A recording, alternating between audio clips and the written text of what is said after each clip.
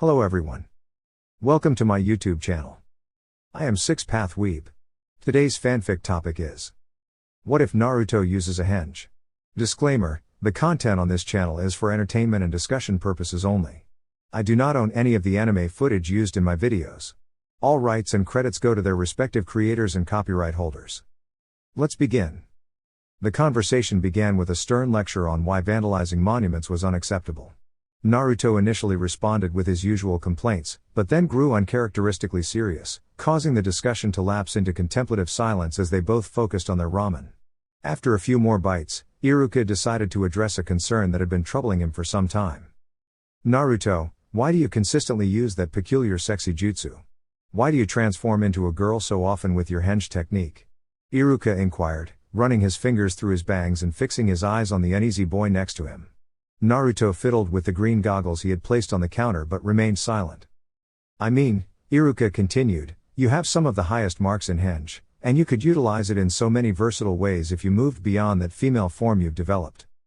Naruto swung his feet for a moment before mumbling into his bowl of ramen. Naruto, precise hearing won't help if you don't enunciate, Iruka gently reminded him. In a clearer voice, albeit still quietly, Naruto repeated, because I like turning into a girl. Iruka was momentarily taken aback. Of all the possible explanations, this was not one he had anticipated. Could his favorite student be a deviant? A fox spirit like the Kyuubi was said to enjoy transforming into seductive women. Was it influencing Naruto? Iruka took a deep breath. A new possibility emerged. Perhaps Naruto enjoyed this transformation because it allowed him to avoid recognition and the subsequent shunning by the villagers. There was only one way to find out, but his thoughts took too long, and before he could voice his question, Naruto exclaimed. I knew it. You think I'm weird, don't you? No, Naruto, I don't. I was simply lost in thought, Iruka reassured him, humming thoughtfully as proof. Can you tell me why you like to transform into a girl? Naruto's head whipped around to check for eavesdroppers, and Iruka's concern deepened. Very few things could embarrass the typically bold blonde. Shh, Iruka-sensei. Not so loud. Okay, the Chunin agreed quickly. So, will you answer the question? I don't know. Naruto's face was downcast again, and Iruka had to lean forward to hear him. It just feels right somehow. This was normally the point where Iruka would reprimand Naruto with a playful bop on the head, but something in the boy's demeanor stopped him. Can you explain it a little more? Iruka asked quietly, gently. It's just more comfortable. Okay. Can you tell me what about it is more comfortable? Iruka was nodding internally, convinced that Naruto was disguising himself to avoid harassment. However, he still noticed Naruto's sudden flushed cheeks and further lowered head. Because then everything fits. What do you mean everything fits? Iruka wondered. Was Naruto referring to his place in the village? Naruto's head lowered even further. If he hunches any more, Iruka idly thought, his hair will dip into the ramen broth. What do you think I mean? Why do you care so much anyway, huh? Naruto's head suddenly shot up as he turned heatedly toward his teacher. Please, relax, Iruka said, waving his hands in a calming manner.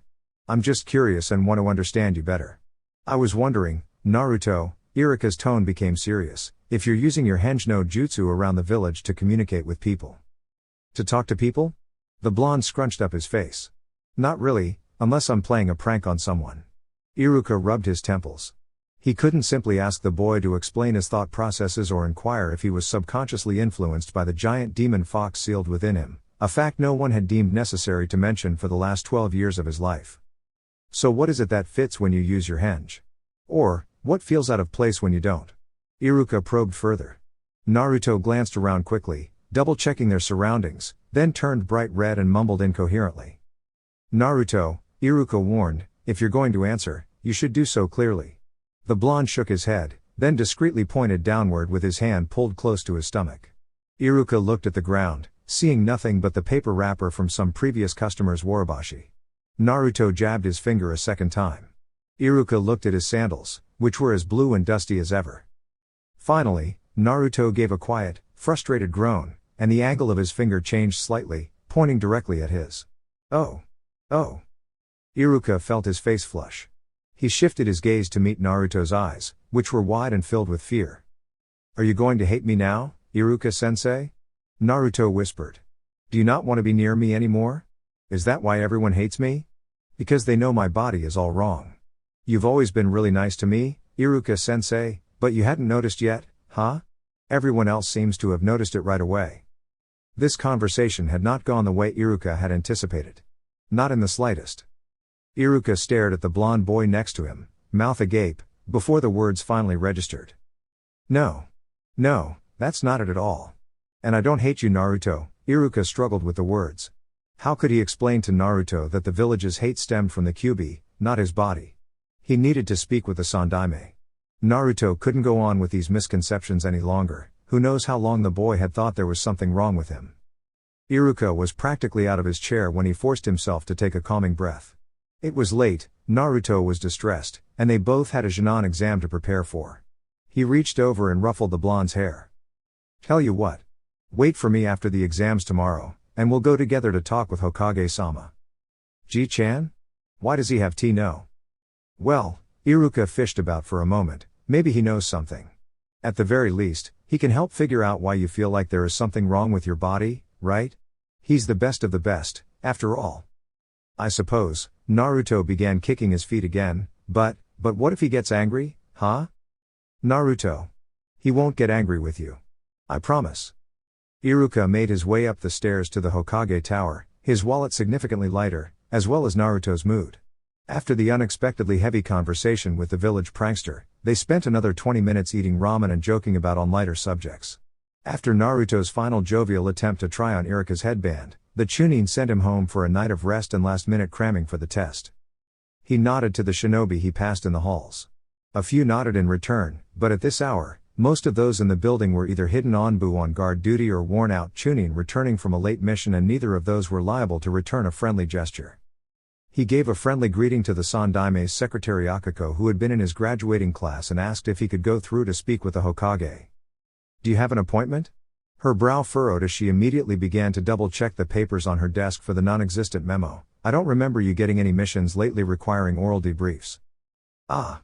No, Iruka gave his ponytail a scratch. I wanted to speak with him briefly about Naruto. Akiko's hands froze. I see. He's not meeting with anyone at the moment. At least not anyone who uses the door, so you should be fine entering after a knock. Anything to do with the Jinchuriki went straight to the top. Thank you, Iruka smiled. Once inside, Iruka stood uncomfortably in the middle of the room while the Hokage studied him through clouds of pipe smoke. After a final puff, the aged leader stood and turned to look out his window. It's beautiful at night, is it not? Aye indeed, sir, Iruka agreed quickly. The Hokage gave a quick, barking laugh. I doubt you can see anything standing all the way back there, Iruka-kun. Come join me. Iruka scratched the back of his head in embarrassment as he walked over. Now tell me of this trouble with Naruto. It seems he properly scrubbed all the paint from the monument. Yes, sir, he did. I was treating him to ramen afterwards when something came up in conversation. For some reason Naruto thinks there is something wrong with his body, and that it is causing the villagers to hate him. What do you mean by wrong with his body? The third looked over sharply. We were talking about his habit of using henge to turn into a girl. He told me that everything fits that way, and pointed to his genitals when I asked him to elaborate. The third chewed on the end of his pipe. There was nothing off at his last physical, but injuries don't tend to leave lasting marks on that boy. Perhaps a trauma. A trauma, sir? Iruka felt a moment of panic, and the scowl on the Hokage's face did nothing to reassure him. There have been cases of abuse where the victim's self-image was changed after a combination of physical and psychological abuse. The worst cases result in the abused being spiritually broken. Gender. I would only expect to see for a male in cases of sexual abuse. The third's voice was grim. Iruka felt his insides hollow out and suddenly felt the need to empty out all the ramen he'd consumed. Are you certain, Hokage-sama? No. It could be trauma, it could be the influence of his burden, or it could be a phase. 12 is the age where hormones start raging, after all.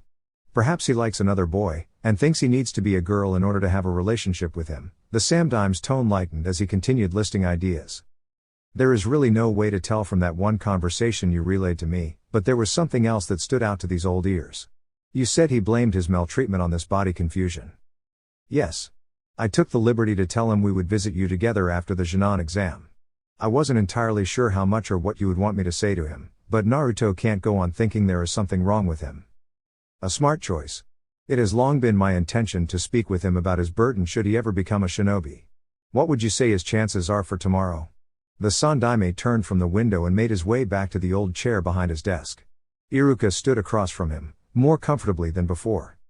Honestly, not the greatest.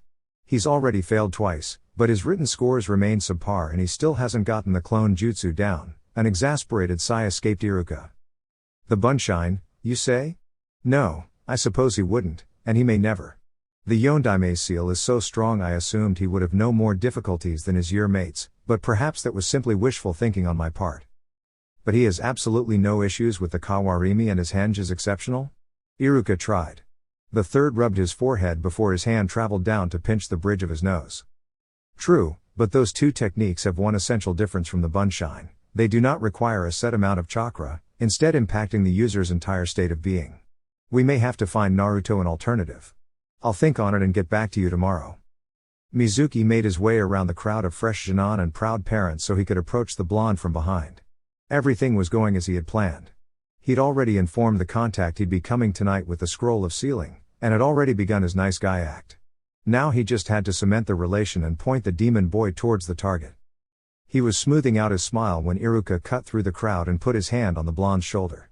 Mizuki couldn't catch everything from his position halfway across the courtyard, but heard enough to understand they were heading to the Hokage Tower to meet with the Samdaime after a quick bowl of ramen. Mizuki cursed. It would seem he would have to go with Plan B in order to meet the deadline. So Naruto, the third began, I hear you have an exceptional henge, is that right? Yeah. Wait, does this mean you'll let me pass? 'Cause my henge is so super awesome? Ah. No, not quite, the Sandaime quickly backtracked, I hear you use your henge to turn into a girl. And that you feel more comfortable that way, he continued when Naruto didn't respond. As soon as the sentence was out, the boy flushed and his face dropped so that he was watching his toes wiggle in his sandals. Offhandedly, Sarutobi noted how bright Naruto looked with the orange light from the sunset pouring into the window on his yellow hair and orange jumpsuit. Such a vibrant child. In so many different senses of the word. Can you tell me why? He asked. Iruka told me you felt more comfortable because then everything fits when you are turned into a girl. That you meant your body? Naruto gave a single, sharp nod, raising his head only enough to be able to drop it down again. Did someone tell you that, Naruto? A quick shake, do you think that because of someone you like? An even quicker shake, accompanied by a brief look that could only be translated as "ew gross, what are you thinking? How long have you felt this way?" A pause. A shrug. Iruka knelt down so that he could see the knucklehead's face, but when his eyes began to search the blonde's, Naruto looked away. Naruto, Iruka's soft voice pleaded for the boy to look at him, can you give us an age? Do you know? Naruto shook his head again. Do you remember when you started to feel this way? No. The response was so quiet Iruka wasn't certain he'd heard it, but he saw the boy's lips move. That's all right, the third smiled. Naruto couldn't see it, but Iruka could tell the Sandaime was more relaxed. There is a private walkway through that door there. The third used his pipe to point to a door on the side of the room adjacent to the entrance, which leads to my private chambers. What I would like is for you to go into it and try out different henge until you find one you feel the most comfortable in. There is no mirror, and I would like for you not to turn on any lights so that you can't see yourself. Try out whatever you like. You could even try using henge to turn into a turtle, or a cat, a fox, he looked at Naruto from the corner of his eye, or even a chair, the third laughed. And when you find a form that makes you feel the most comfortable, I would like for you to come out and show Iruka and me. Take your time to move around in each henge to see how it feels, and try out as many different ones as you like. Neither Iruka nor I have any other plans for the night. Iruka felt his heart sink. Just because he was a bit of an introvert didn't mean he wanted to spend his evening sitting in the Hokage Tower making small talk with the Sandaime. Naruto nodded and went through the door, closing it in an uncharacteristically quiet manner. Mizu Bunshine, and finally Doton Bunshine.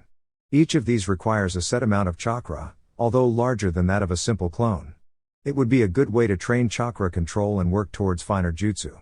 The issue, however, is that they each require a basic understanding of elemental manipulation, something most genin lack. It would take him another year to study and master any of those techniques, Iruka intuited, that could be both good and bad.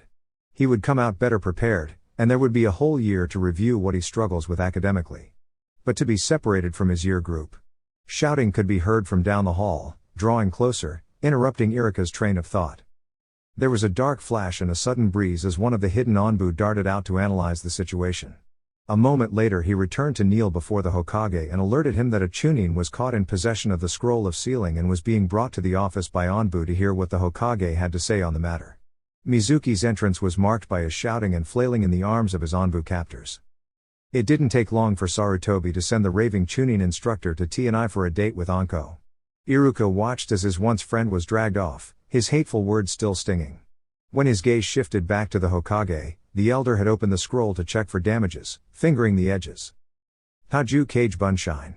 He heard the third quietly muse, it may just work. Isn't that technique dangerous, Hokage-sama? Yes, because it functions on the same principles as Kawarimi and Henge, impacting the entire chakra system. The danger comes because unlike the other two it pulls chakra from the body and may lead to chakra exhaustion or in worse cases death. But for Naruto? It may just be the perfect fit. Still, Iruka nodded reluctantly, I've heard that is an advanced technique for shape manipulation. There is no way he could master such a high-level clone in a week, let alone in time to be fit for team assignments. He's a surprising boy. Perhaps we should give it to him and see. The door gave a creak, and a few blonde locks stuck out. Please Ji-chan. Iruka-sensei. I'll have that jutsu down in no time. Believe it. Naruto? The sandaime sputtered into his pipe, he hadn't noticed when the poof sound indicating jutsu had ceased. Have you been listening in? The room was fairly well soundproofed for those on the outside. Beyond shouting, Naruto would have had to have his ear pressed right up against it to hear anything. Just since that shouting guy came through. Please let me learn that jutsu. I'll have it down in one night. Believe it. First tell me why you're hiding behind that door. Iruka didn't think he'd ever seen the Hokage looking so baffled. Blonde spikes whipped against the edge of the door while Naruto must have been shaking his head. Well, why not? The third pressed. 'Cause I'm in a henge. That's fine. If you're trying it out you can come out to talk in it or drop it altogether. But I like this one. There was a beat of silence before Sarutobi replied. Would you like to show us? How long have you been trying that one out for? Since before Mizuki-sensei came. Naruto, Iruka tried, I don't care if you have 3 wooden legs and a pig's tail. You're my precious student, and nothing can change that. The door began to swing outwards towards the waiting shinobi. Iruka's first thought was he looks exactly the same. The sandaime studied the blonde before him for a long moment before addressing him. Would you mind removing the jacket so that I can see you better? Naruto hesitated and clutched at the front of his jacket, but ultimately it came off without complaint. The difference remained subtle, but both adults could see where the black shirt pulled slightly more on the blonde's chest. Naruto's hands rose to grab at his shirt in front of the chest. Naruto, you don't have to answer if it makes you uncomfortable, okay? The third reassured. Naruto nodded in understanding, but had a look of dread on his face. One of his hands drifted down to clutch at the crotch of his pants uncomfortably in anticipation of what the third would ask next. Sandaime continued. Would you describe your current form as female? Naruto flinched back, but opened his mouth to respond. After a moment where no sound came out, the mouth closed again. Naruto's brow furrowed. He shuffled back and forth a few times. I guess so? Iruka held back a groan. What did he mean, he guessed. It had always seemed clear to Iruka that people were either boys or girls.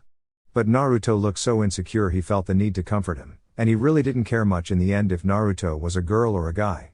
Naruto had too unique and strong of a personality to pay much attention to that in Iruka's book anyway.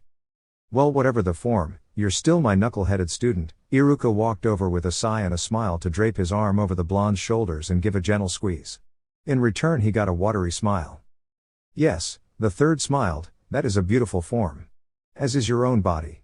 And now that you are out here, we can discuss the Kage Bunshine from before. Naruto snapped to attention under Iruka's arm. Please give it to me, Ji-chan. I'll master it in a day. Believe it. Then you can put me on a team, right? Right? Calm down. Ninja must always be in control of themselves. Iruka began, but before he could switch into full-out lecture mode the Hokage cut in. I'll copy the jutsu into a separate scroll now. See if you can't master it in the next few days, but no, I won't be disappointed if you are unable. I'll have it down tonight. I'll be a ninja before you've even fallen asleep. Iruka let out a sigh as the office finally drew quiet. He began straightening to deliver his parting salutations when the aged Hokage spoke. I can say with relative certainty that our earlier theories were incorrect, he assured Iruka with a smile. Perhaps I shall look up his old caretakers and see if any of them noticed anything. For now, we'll watch and see what Naruto does with that jutsu scroll. A loud banging woke him with a start. Iruka rolled over to grab his hit-8 and saw his clock reading 3:38 a.m. The only people he could see knocking on his door at this hour were other shinobi with emergency information. Mind instantly awake, he quickly made his way to the door. When the door was opened, Iruka couldn't decide if he was more relieved or perturbed. A battered, sweaty Naruto stood huffing before him with an inordinately large grin on his face. Without a word, he put his hands together in a cross and took a deep breath. A cry of Kage Bunshin no Jutsu rang through the quiet street, and suddenly Iruka was looking at what must have been over 100 grinning Narutos. With a cheer that made dogs bark and lights turn on across the village, the clones gave a jumping fist pump, high-fived, and dispelled themselves. The original stood before his, rubbing the back of his head and grinning. With a grin of his own, Iruka bopped him on the head. "You idiot. You've woken up the entire village." Not that Iruka was helping them to fall back asleep. "Come here and close your eyes." Naruto moved closer and obediently shut his eyes. Iruka gently pulled the clashing green goggles from his forehead and hung them on the door handle for the moment. Reaching back, he swiftly tugged the knot on his headband. It slipped off his forehead and into his waiting hand. Iruka gave it a final look. There were scratches, spider webbing across the metal plate, and random bits of loose weaving that had escaped from behind the seam to peek out like nicked thread. There was a brown spot along the left tassel where he hadn't noticed blood swiftly enough for it to wash out. He ran his fingers over it, and with a fond smile turned it to tie around Naruto's forehead. "Congratulations. From this day forth, you are a Genin of Konohagakure no Sato." Iruka led Naruto by hand to the Hokage's office. He was tense, and acting out of character, and Naruto had picked up on it. Despite this, he didn't say anything. He wasn't sure who he was trying to comfort, but had the feeling he was benefiting a lot more from the contact than Naruto was. The boy was so concerned he ignored the strange looks people were giving them as they passed in the hall. When Naruto began drawing closer and casting around nervously with his eyes, Iruka drew him to an unpopulated junction in the tower, took a deep breath, and smiled. This wasn't something to be upset over. In fact, Iruka should be happy. Earlier this morning, his favorite knucklehead mastered a high-level technique and took the first steps to achieving his dream. There had been some confusion the last few days, and he discovered Naruto held a great deal of self-loathing, but that's what they were here to address. "Come on, Naruto," he gave their joined hands a jovial shake, "let's go visit Hokage-sama." Upon arrival, the Hokage greeted them both warmly and seriously. He stood to the side as the Hokage had Naruto share what he knew about seals and retell the story of the Fourth's battle against the Kyuubi. He held himself back as he saw the confusion written across Naruto's face, and as the third began explaining and giving several different examples of storage scrolls and sealing with a kunai and then a live, potted plant. He stopped himself from unprofessionally biting his knuckles when the Sandaime began to retell the events of October 10th, and Naruto's face began to fill with dread and anticipation of the story's end. When the tale ended, he joined the old leader in embracing Naruto and whispering soft words of comfort. Iruka couldn't recall much of what he said beyond "You aren't a monster fox, you're my precious student," but his feelings must have gotten through because eventually the tears dried up and Naruto gave Iruka his trademark smile. When they had all collected themselves, the Sandaime returned to his chair and Iruka stood back with his hand on the blonde's shoulder. Why didn't you ever tell me before?" Naruto's rasping voice came through the silence. "I was waiting until you became a Genin." "Why?" "There are several reasons." The third folded his hands on top of the desk. "To understand, you needed the basic knowledge of shinobi skills and the maturity to cope with the information. You needed the ability to keep silent about your burden even under enemy torture. That is not something I would ask of any child." Naruto thought on it for a while, as did Iruka. As seemingly noisy as the villagers might be about the Jinchuriki domestically, anyone who was vaguely foreign would be excluded from most gossip circles and working off an information base of assumptions and guesswork.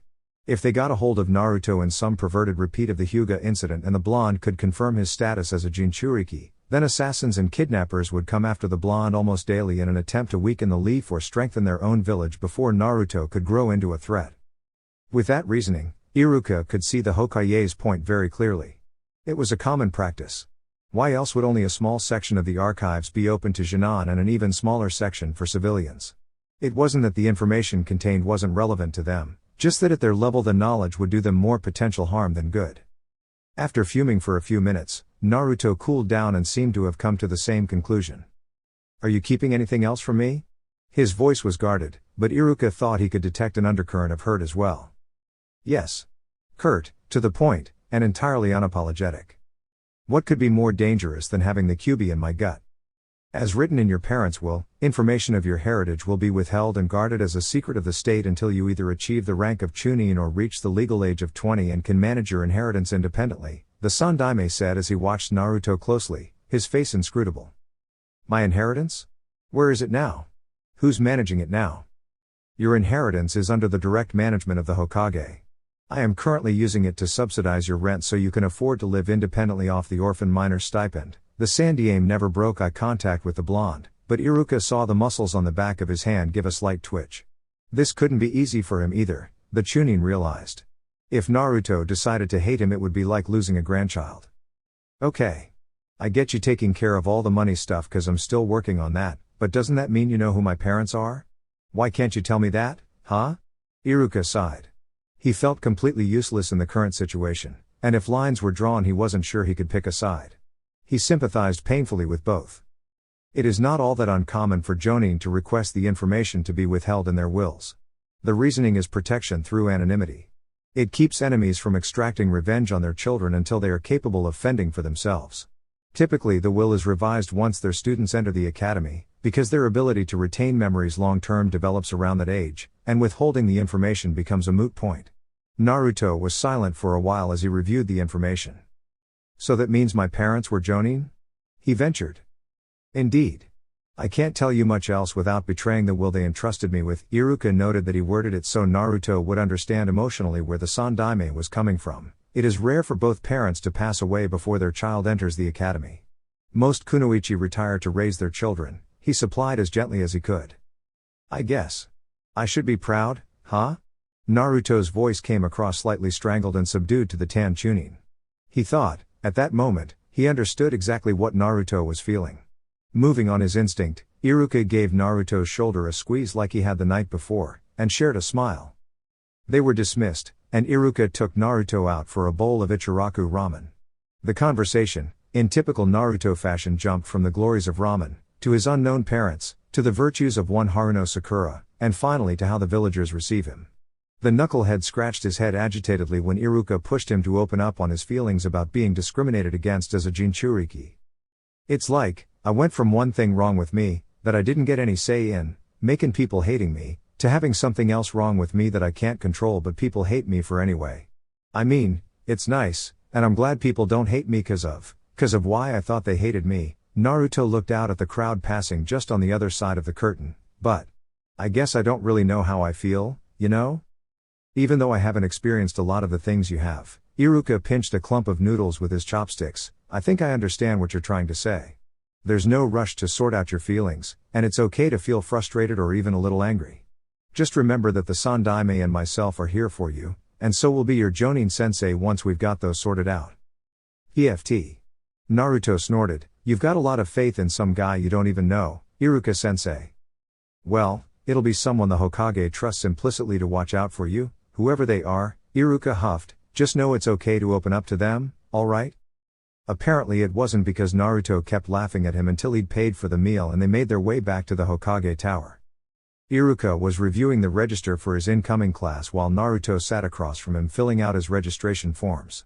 The Sandaime would be compiling and reviewing his lists of potential Jonin instructors and Jinan files in his office around this time. And later that afternoon Iruka and the other teachers for this year's graduating class would meet individually to answer and clarify any questions about the new Jinan.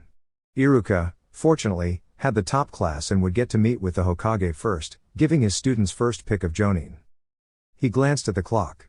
Naruto was taking an unusually long amount of time to complete his forms. Iruka hadn't seen his pen move in a good 5 minutes and it wasn't even a test. From the way his brow was scrunched up and he was biting his lip you'd think it was. With a sigh he stood up and made his way over to see what the holdup was.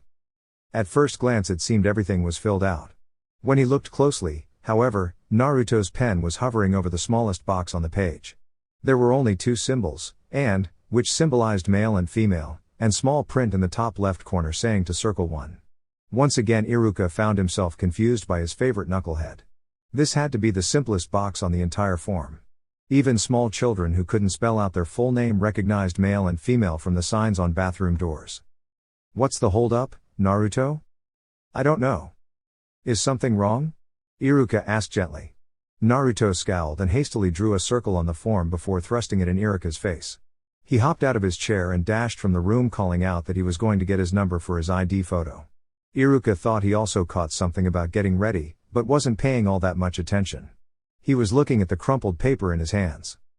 Naruto, in his typical sloppy fashion, had circled the male sign in such a way that the left side of the circle went straight down the middle of the character and the right side went all the way through the center until it practically touched on female. Iruka gave a heavy sigh. The two ends weren't even connecting, with the right end sticking out of the top of the box into the one above it marked given name. Sarutobi stared at the photo while Naruto grinned and rubbed the back of his head. He could hear the blonde boy saying something about practicing the pose and makeup, but his internal debate was taking the majority of his attention.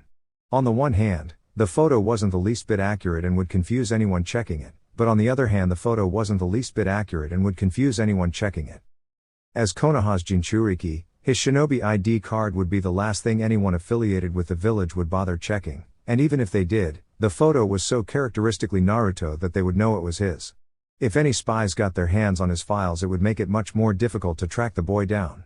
On the other hand, there were standards to uphold and official records to maintain, and he should really stop letting the boy get away with so much. Why did you want to dress up so much for this photo? He really needed something to tip the balance, and motive seemed like as good a decision maker as any. If it was just another prank, as he suspected, he'd have the boy retake it. He was caught off guard, then, when Naruto's smile dropped and he scuffed his sandal on the ground. Well, Iruka-sensei said I couldn't use a henge, so I don't know, decided to use pain instead? Well, it gave Sarutobi a little bit more to work with as far as understanding Naruto went. He was going to ask more gently than originally intended for Naruto to take the photo again without the makeup when his grandson burst into the room. A small fiasco later and his office was cleared of loud, violent people. He looked at the paperwork on his desk, looked at his door still skewed open from Naruto's gusty exit, looked back at his paperwork, told Sparrow to shut the door, pulled out his scrying crystal, and sat back to enjoy watching his grandson's misadventures with Konoha's #1 prankster. Every once in a while he glanced over and signed a form or two. Kakashi's lone visible eye was trained on the crystal ball. A few of the other jonin in the room, mainly his friends, stood close to him also looking on, but the majority of future teachers lounged back exchanging pleasantries and light conversation in the rest of the room. The third made a comment about Uchiha Sasuke, the top graduate, but Kakashi's eye had been caught by the dead last shoved to the ground next to him. He watched as the teams were assigned, and then the Sandaime pulled him aside as the others left to eat and collect their teams. They made a quick trip across the village to Naruto's apartment, which they proceeded to enter through an unlocked window. The Hokage gave him a minute to meander through the rooms and get a feel for the boy's personality before speaking. As you know, Naruto recently learned about the Kyuubi. He may come to you with questions. Yes, Hokage-sama. A separate issue. It has recently come to attention that he feels more comfortable in a female henge. Kakashi listened as the Sandaime gave him a rundown on his theories and the Knight's henge experiment that resulted in the blonde learning Kage Bunshine. Dysphoria?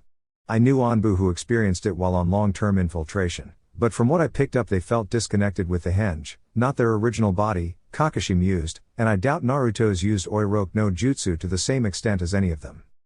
I agree. I tried speaking with his early caretakers but none of them came forward about odd behavior of that nature. I have his academy sensei, Iruka, assigned a C-rank mission sorting through the reports submitted by the Anbu guarding him, but have low expectations he'll find anything useful. I'll keep it in mind if the team passes. Are there any specific problems you are anticipating from this? That is to say, it shouldn't impact performance, should it? I mean, Kakashi thought, just look at Guy. Eccentricities among shinobi didn't say anything about skill or potential. It's important because it matters to Naruto. The Sandaime pinched the bridge of his nose. He talks like we're making a bigger issue out of it than it needs to be, which we might be, but I doubt it.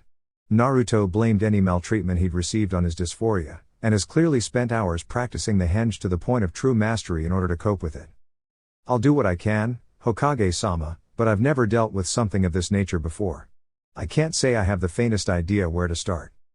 I trust your judgment, Kakashi. The third let his hand fall on the taller Jonin's shoulder with all the weight of his post. That remains if they pass, the silver-haired man reminded in a warning tone. The Hokage barked a laugh in response. You can't run away indefinitely. I fully expect to see the new Team 7 pulling weeds and chasing cats before the month is out. They left the apartment after that. The Sandaime returned to his tower, and Kakashi went to get a quick bite to eat before meeting his potential students. The Hokage had talked all through lunch and his stomach felt like it had turned on itself. He'd be late either way, he told himself, so what would a little detour for food matter in the grand scheme of things? Kakashi felt his skills in emotional control stretched to the limits as he leaned forward to tower over the three children. He'd gone through the hand signs for the stormy genjutsu right in front of them and they still looked like they might pee themselves. It took all his willpower not to ruin the mood by laughing. Once they were significantly cowed by fear, he finished his sentence, pass. The weight of his decision to accept the team hit him while he was explaining the memorial stone. His mind was flooded first with memories, and then with doubts. Could he really do this? What kind of teacher would he be? What kind of teacher did he want to be? He'd never passed a team before, and had never wanted to pass a team. He felt a rush of panic. Somewhere, he was still talking to three kids, but in his mind Kakashi's thoughts were spinning in circles. Eventually he left to give the Hokage his report. He remembered about halfway there he'd neglected to release Naruto from the post, which led to him realizing he had no idea what time he'd told his new team to meet. With a groan, Kakashi decided just to go deliver his report before he forgot that too. On the Hokage's recommendation, Kakashi had dinner that night with his team's academy sensei, one Umino Iruka. He had calmed down somewhat by then, as he'd had the opportunity to think things through, but followed the third's advice nonetheless. They took a booth at Yakiniku-Q where Iruka spread out various reports and work samples. Kakashi had, of course, read the bios provided by the Hokage, but Iruka was able to tell and show him much more, having worked with each of them for several years. Kakashi was confident in his ability to direct a team and teach formations, but the Sandaime and the Jinan's various self-introductions had thrown him off, worrying about how unbalanced the kids appeared to be. Sakura seemed stable enough for a hormonal 13-year-old girl. He also spent a good deal of time discussing Sasuke. It was convenient that Kakashi had already tested them, as he was able to bring up specific instances and reactions to get a second opinion on. Eventually they switched over to Naruto. I don't know if Sandaime-sama told you, but Naruto feels uncomfortable in his body. Iruka eventually brought up the topic of interest. We talked about his body dysphoria for a bit. I'm honestly not sure what to do about it, or if I should do anything at all. Iruka nodded in understanding. I don't really know what to make of it either. The Chunin rubbed the back of his head and smiled sheepishly. I saw him staring at the gender box on the shinobi registration form for a good 5 minutes. But underneath that henge he's still a guy, right? So I don't get why he didn't just circle it and hand the paper in. As Iruka was speaking, Kakashi leaned back and crossed his arms over his chest. He couldn't have looked less interested in what the Chunin had to say, and when Iruka saw this he fell silent. Kakashi said after a long pause, certainly. If you look underneath the henge, that's what you'll find. Iruka watched his visible eye sharpen as whatever idea he had began to coagulate, but my sensei taught me that as shinobi, we must learn to look underneath the underneath. After that both men were preoccupied by their own thoughts and didn't have much to say. Eventually a waitress came over to collect their tab and politely kicked them out. Iruka's face became flushed and he quickly apologized, sweeping the papers back into their respective piles while rising from his seat. For his part, Kakashi pulled out his book, smiled, and placed the cash for his portion of the meal on the table. Sliding past the then blushing waitress, he made a quick escape back to his apartment. He showed up to meet his team at 9. It seemed like a good, safe time, not too early and not too late. That is to say, being off by 2 hours really wasn't that bad as far as Kakashi's punctuality was concerned. When both Sakura and Naruto scolded him for being late, Kakashi felt like a weight had suddenly been lifted from his shoulders. He'd spoiled his image as a powerful commander, and somehow, that was a comfort. He no longer felt the need to meet impossible expectations either from himself or the Jinan. He'd just do things his own way, and somehow they'd all figure out how to be a team together. So began Kakashi's life as a teacher and mentor. He opened up with drills and basic exercise. He worked the team for 2 hours in this way. After stretching and running he watched the kids go through the academy kata. Sakura's movements were precise if not fluid, Sasuke's were both fluid and precise, and Naruto's were neither. His stance was too wide. Kakashi told him to bring his legs closer together. 3 steps later they returned to their previous distance. Kakashi told him to bring his left foot in. Slowly the blonde's foot inched farther out again. The Jonin was getting frustrated. Naruto's movements and balance became so much more precise when he narrowed his stance, but at the same time he seemed much less comfortable. Kakashi frowned. Was it habit? The kata should feel easier with the adjustments. His attention was diverted for the next form as he had to correct Sakura. Apparently this one gave her more trouble than the others. It looked to Kakashi as if she was swinging her arms around like wet ramen noodles. At 11 o'clock Kakashi stopped the individual exercise and switched into group activities. He ran them through veiled trust exercises such as one member directing the other two while they were blindfolded. The activities met with mixed success. The main problem was that the one directing would purposefully sabotage the other two. The kids laughed about it now, but Kakashi thought they were reinforcing the idea that they couldn't work together. It wouldn't seem like an important point for practice or D ranks, but later on when they faced real opponents, Kakashi was worried they wouldn't have the foundation needed to withstand the pressure and trust each other to watch their backs. When the hour was up Kakashi had them break for lunch, then led the team to the Hokage Tower for their first official mission. He'd teamed up with Asuma and Kurenai in order to convince Yugao to bring a camera with her on her shift guarding the Hokage. In exchange for a spool of ninja wire, a brace of shuriken, and a new whetstone for her blades, she agreed to take pictures of the rookie team's faces when they heard the details for their first official mission. Kakashi was glad they'd thought to ask, because his Sharingan was covered and the expressions on his ducklings' faces were absolutely priceless. The mission was a simple fence painting job, which resulted in the kids being covered in white spots and saturating their clothes with paint fumes. Kakashi was relieved to note there were no major issues between them while on the job. 3 hours later his team turned in their first successful mission report. Before they left Kakashi remembered to sign them up for a team photo. He couldn't help the warm smile he felt spreading across his face as he wondered what type of frame he should get. He spent the remainder of the afternoon browsing for a said picture frame, and ended up finding 4 matching frames of the right size. They weren't anything fancy, a simple square made of wood with soft edges and a smooth dark polish, and he didn't have any time to get them engraved, but they were just aesthetic and sentimental enough for Kakashi's taste. He fell asleep that night gazing at the monochrome silhouettes of the 2 picture frames on his nightstand, wondering what kind of picture the second one would hold. That night Kakashi dreamed of his first days on a team with Obito and Rin. Random events, both mundane and bloody, were tied together incongruently and his team photo seemed to always be hovering in the background.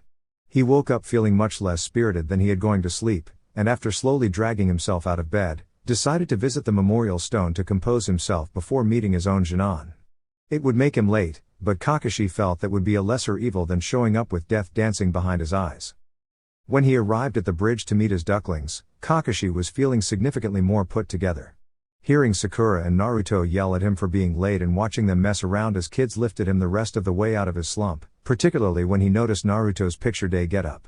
He'd seen it on the blonde shinobi identification card, but seeing it again in person that face paint looked like it took a lot of effort. He must have gotten up really early to work on it assuming he arrived on time. Sorry Naruto, he smiled, but you're going to have to wash that off before we go in for our team photo. Why? The old man let me take my ID photo like this. I want a nice picture to remind me of how cute all my ducklings are before they've grown up, and besides, we need at least one accurate photo of you for the records, so no altered appearances. Sakura's altered her appearance. Kakashi looked where Naruto was pointing, and sure enough he could see the somewhat crooked lines from a juvenile attempt at using an eye pencil, the clumped together eyelashes from mascara, and a slight sheen on her lips from gloss that had almost completely rubbed off. The girl shifted nervously under his scrutiny, most likely wondering if she'd have to wash her face too. Sakura isn't wearing enough makeup for it to be an issue. That's not fair. TCH, Sasuke scoffed, what are you, a girl? Quit whining over your makeup, Dobi. Naruto froze, and then arms started flailing. What? No. Team. And it's not makeup. It's war paint. War paint. But Naruto's protestations were undermined by the high and almost reedy quality his voice assumed. In a move reminiscent of one of Kakashi's puppies whose ears would jump forward in sudden interest at a sound, Sasuke's attention locked in on Naruto and his unexpectedly vulnerable reaction. The Uchiha took a step towards his teammate that could only be described as predatory. Kakashi moved in between the two hotheads before things could get physical. Sasuke, you really shouldn't use gender as an insult. There is nothing degrading about being female, so dressing or acting like a girl shouldn't be considered degrading either, got that? The boy scoffed again and looked away. In Kakashi's peripheral vision he could see Sakura shifting indecisively. Naruto, he turned, we're not going to war, we're going to the photographer. A little bit of face paint is fine, but you're going to have to take most of it off. And Sakura, Kakashi called out as Naruto grumbled, Why don't you help Naruto find the right balance between face and paint? Sure, she agreed with some hesitation. Come on Naruto, we'll use your water bottle to get the paint off your face and the stream for the rest. She pulled out a handkerchief and wet it with her own water. Kakashi pulled out his book and found a tree to lean against, and Sasuke shoved his hands in his pockets and walked to another tree farther away to claim as his own. Kakashi listened absently as Sakura became confident working in a familiar area and started lecturing the captive Naruto. You can't wash your face in the river because the unfiltered water will spoil your complexion, Kakashi heard her cry out in offense. At another point, no. Putting that on your chin just looks like a tacky attempt at having a beard. He almost didn't catch himself laughing when he heard her wail, you're doing it all wrong. Here, hand me the brush. Eventually the two returned from the riverbank and Sasuke pushed off his tree to meander over. Sakura stopped proudly before Kakashi, an iron grip holding her victim to her side, waiting for Kakashi's verdict. The white paint base had been removed, as had all the red lines on the bottom half of Naruto's face. What remained was the red around his eyes and branching out across his forehead. Naruto's jacket had been unzipped in the process of scrubbing, but instead of zipping it back up, he left it open so that the hitai tied around his neck was prominently displayed. Kakashi could see red on his hands, but couldn't tell if it was residual paint from scrubbing or if the spirals had been reapplied there. Humph, Kakashi wasn't the only one to be giving Naruto a thorough examination. Dobi, you look like a girl now. Kakashi shot the dark-haired boy a warning look while Naruto protested, and under his unyielding gaze Sasuke wilted a bit. I'm just saying, he defended, contrite, you can't say he doesn't. Well, that part was true at least. That's 'cause Sakura-chan did it. Naruto crossed his arms. Is it no good? Sakura looked between Naruto and Sasuke. It looks fine, Kakashi cut in, but we won't be if we don't go get our picture taken soon. I think we're about 3 hours late? Kakashi tapped his chin trying to check his internal clock to see how late they'd be and wondering if the photographer would still be there. He really didn't want to have to reschedule. Hearing his words, his three genin became frantic and Kakashi found himself being swept along towards the Hokage monument and a team photo. That night Kakashi's light stayed on much longer than usual as he studied again and again his new team's photo. In the center stood Sakura, energy practically bubbling over and eternalized. To her right was a sulking Sasuke, still somewhat put out from Kakashi's reprimand and having the Jonin's hand on his head ruffling his hair. To her left, Naruto. Grin stretched across his face pulling attention. It wasn't quite large enough to hide the blush he got when the photographer jokingly called him pretty. He reminded Kakashi of a younger Tsume with his wild hair, boyish clothes, and red makeup, but his eyes were warm and expressive. Kakashi just put his hand on the blonde's head before the picture was taken, and Naruto was looking up towards him nearly radiating happiness. And there he was in the back. Directly behind Sakura and with a hand ruffling both boys' hair. Kakashi didn't consider himself an expressive person, even under the mask, but when he looked at himself in the photo he could see the same warmth and exasperation as Minato-sensei had in their team photo. Had Minato-sensei been as nervous as he was? He was even younger than Kakashi when he first took on the team. Kakashi set his new photo next to the old before getting out of bed to switch off the light. 2 weeks after taking the team photo everyone had fallen into the new routine. The genin's bodies had adjusted to the physical demands of training and they were no longer dragging themselves home at the end of the day. Kakashi had grown accustomed to splitting his own training in two and working with his ducklings in between. It allowed him to work out the aftermath of bad dreams before meeting the team even if it did cement his tardiness. Yugao had finally taken the photos negatives to a store and delivered copies to all the new Jonin instructors of their genin receiving their first missions. Kakashi's was taped to his fridge. The afternoon missions were also serving their purpose, namely by giving the kids a purpose.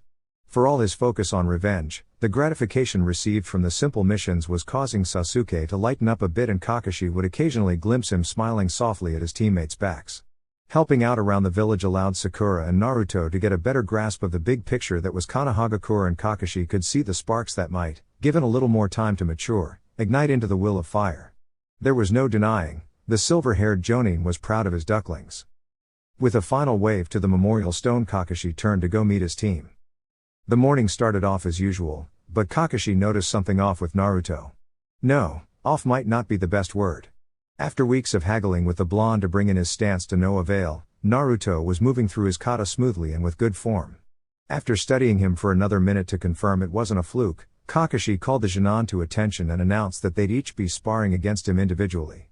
The kids shrugged, having accepted Kakashi's occasional changes in routine. Kakashi called Naruto forward and sent the other two back to drilling their kata. There was nothing remarkable about the spar beyond Naruto's improved form, although that did have a large impact on his overall performance.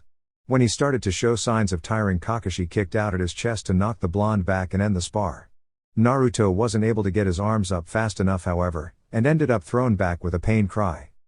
The blonde landed sprawled on his back in the grass as a cloud of dust rose up to accompany the popping sound he made on impact. Wait! Kakashi paused. Pop? He glanced down at the grass by his feet. It was a vibrant green and still somewhat damp from the morning dew. No way was the ground underneath dry enough to plume up when disturbed. He looked back at Naruto, who was pulling himself up. There was a slight blush on his face and he was glancing nervously towards his teammates, who were focused on their own exercises. It couldn't be, Kakashi thought. He called Sakura over next. While they sparred, Kakashi kept his eye on her knuckle-headed teammate. His stance had once again widened. When Sakura finished her spar and Kakashi called over Sasuke, Naruto ran off claiming he needed to use the restroom. He returned just before the Jonin's final spar ended. After giving Sasuke a short rest to catch his breath, the Jonin had all three teens resume drilling their kata. Sure enough, once Naruto returned, his form had straightened out. The mission that day was a simple weeding job, and was completed in a little under 2 hours. The Jonin bickered good-naturedly and grinned when the mission was successfully completed. Well, most of them grinned. Sasuke's shoulders just looked a little lighter and his face a bit less tense. After waving goodbye and repeating his usual instructions to meet at 7, Kakashi made his way to the training grounds to complete his own workout. He was punching a training post when a cry of dynamic entry alerted Kakashi to dodge. My esteemed rival. His longtime friend cried, "How youthful of you to be training. How are you enjoying your Jonin team?" That last part was a question. It must have been, but the way it was voiced made Kakashi think that was open to interpretation. Ma, Kakashi pulled out his book, just in case. It's certainly different. He pretended to read as Guy ranted about his team, and eventually the topic of their competitions came up. Kakashi was hiding even further behind his book, when Guy began throwing out contingencies for failing their rapidly approaching contest of skill. Kakashi stilled, then gave his friend a once-over. You know. He began with slight trepidation, shutting his book and slipping it into the kunai holster resting on his lower back. Instead of running 500 laps, there's a favor I'd like from you. Guy froze in place as soon as the words left Kakashi's mouth and studied the silver-haired man seriously before grinning. Very well, my friend, and if I win, you shall spend tomorrow experiencing the superiority of green spandex. The team split up once Kakashi reminded them to meet at 7 the next day, and after thinking for a minute, Kakashi took off after Naruto. Today he'd seen the same shift in skill and subtle use of henge as the day before. He caught up at a slight trot, hands in pockets, then slowed so that he was walking casually next to the boy. Naruto obviously noticed right away, but when Kakashi didn't even glance over, he kept quiet, opting instead to shoot his new teacher odd glances from the corner of his eye. After walking for a while, they were back in the training grounds and the blonde rounded on him. Why are you following me, huh? Ah, sorry about that. I was hoping to chat with you a little bit. Kakashi rubbed the back of his head. And you couldn't talk to me before? Nope. The Jonin gave him a smile. I'll talk with your teammates later, but first I wanted to check something with you. Okay then, what did you want to know? Naruto squinted up at him. Kakashi had been wondering how to broach the topic, and after struggling over it through most of the D rank decided to just plunge right in. The blonde knucklehead wasn't one for beating around the bush anyway. Naruto. What kind of underwear do you have on? WW what? V pervert. What's it to you? Naruto sputtered indignantly. Well, Kakashi rubbed the back of his head in discomfort, I heard from Hokage-sama and your academy teacher Iruka that you're not too fond of your lower anatomy, and I was wondering what you do with it while training. What? Like I said, Kakashi tried again, I heard from Iruka and Sandaime-sama that you like to henge into a girl and was wand. Naruto stared on wide-eyed as Kakashi was explaining, pale, until his words seemed to sink in and the blonde cut him off. Why are you guys even talking about it, huh? That's none of your business. Why do you have tea? No. Don't talk about me behind my back. Naruto exploded before he drew in on himself. How could Iruka-sensei and Ji-chan just tell you, without warning me or asking me or anything? The last part was said quietly and more towards himself. Naruto looked at Kakashi with pained eyes and a pinched face. Before the Jonin had the chance to defend himself or the other adults, the blonde had turned and fled. Kakashi knew he needed to go after him, but had no idea what he would say once he caught up. Maybe he should have approached it differently? Right then he really wanted to go to the third for advice, but wouldn't it be doing the exact thing that upset Naruto in the first place? Kakashi slowly unfroze from standing with one arm partially extended after the orange Jinan and his mouth slightly open. With a shunshine he quickly caught up to the distressed prepubescent teen that had re-entered the housing district of Konoha. Naruto, he began, landing right in front of the blonde. With fences on either side giving nowhere particular to escape, Naruto cast around before giving Kakashi his grudging attention. I'm sorry for approaching Hokage-sama and Iruka before coming to you. I didn't intend to snoop. As your Jonin-sensei I want to be able to support you and help you become the greatest ninja you can be. I give you my word I won't tell anyone without your permission first, and I doubt Hokage-sama or Iruka will either. The only reason they told me is because I'm your Jonin-sensei, okay? No. That's not okay. I don't care if you are my sensei, it's none of your business. Kakashi drew back, not expecting his apology to be tossed out so ferociously. He took a moment to gather himself, and to let the blonde do the same. He hadn't thought Naruto would be so hurt simply because of a conversation. They had been working together for 2 weeks, and since Naruto started using the female henge at training, he thought the blonde was aware he knew, or at least wouldn't mind if the Jonin knew about his body dysphoria. It would seem he'd been mistaken. Alright, I understand, Kakashi responded at length, I overstepped my boundaries, and I apologize for that. In the future I'll come directly to you with any questions. How does that sound? Fine. But I'm not asking you what you do with your thing though, so you better not be thinking I'll let you ask about mine. Hearing him, Kakashi sighed. Well, I'll tell you about my underwear. He held his hand up when Naruto opened his mouth to protest. Though he didn't beat the loud cry of pervert. Before it came out, the blonde cooled down once he saw the serious look in Kakashi's eye. And I'll also tell you why I'm asking about yours, okay? Just listen to me for a minute, alright? Kakashi waited for the nod to continue. First, the reason I'm asking, girls wear sports bras or kunoichi wrap to bind their chests when training or on a mission. Do you know why? Why? Isn't it to keep pervs like you from staring? Not quite. It's to keep from hurting themselves. As shinobi, we move around a lot running or fighting, and even if our opponents never land a hit we can still wind up hurt if we don't wear the proper clothes. Do you see where I'm going? One look told him the blonde didn't. Kakashi took a minute to think. Naruto was clearly uncomfortable, and Kakashi couldn't say he was faring much better at the moment. Ah.